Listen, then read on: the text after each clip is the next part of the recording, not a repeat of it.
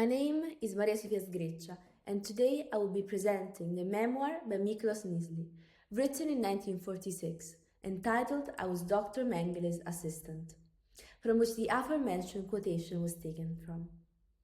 These words reflect the book's twofold purpose: to document the atrocities of Auschwitz as both a historical record and a moral warning, and to serve as a terrifying reminder of what happens when medicine loses its ethical foundation. The author of this testimony was a Jewish doctor specializing in forensic medicine.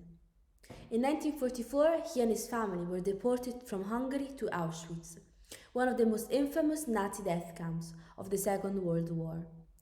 Upon arrival at Auschwitz, Nyiszli was selected by Dr. Joseph Mengele, the camp's chief physician, to serve as his forensic assistant. History remembers Mengele as having conducted, on behalf of the Nazi regime, horrific medical experiments on live prisoners, such as pregnant women, dwarfs, gypsies, and people with physical and mental illnesses. His experiments included unnecessary procedures, killing twin children by injecting them in the heart with a hypodermic needle filled with chloroform, and performing operations without anesthesia.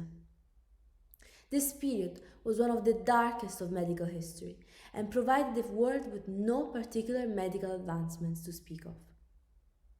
Nyiszli's role involved performing autopsies on those prisoners who were, more often than not, victims of Mengele's pseudoscientific experiments intended to corroborate the Nazi credo that Aryans were the ultimate superior race.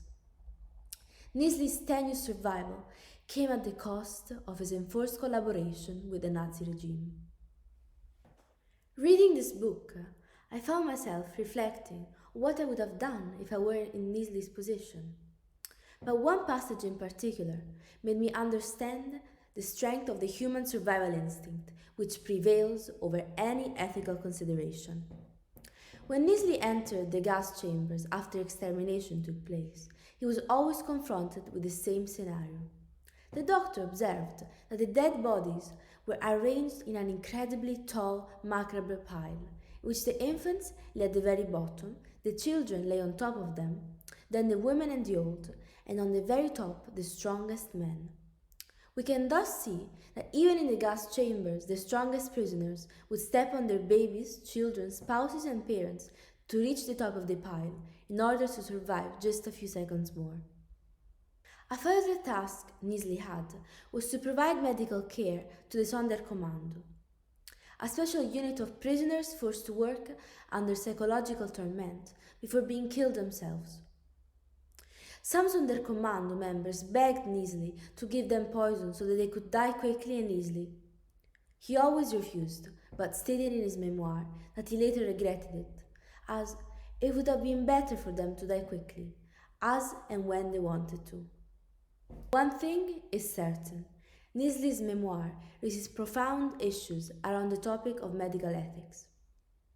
While reading the book, I asked myself, in such cases as the Sonderkommando workers, would Nyiszli have been justified in carrying out euthanasia? How should doctors deal with situations where their participation in unethical practices is forced upon them? Can any medical procedure or experiment be justified without the consent of the patient? And is it ever acceptable to use the knowledge gained from unethical experimentation? Nyiszli's story urges us to learn from history, even in its darkest periods, so that the role of medicine remains to heal and protect, and never to harm.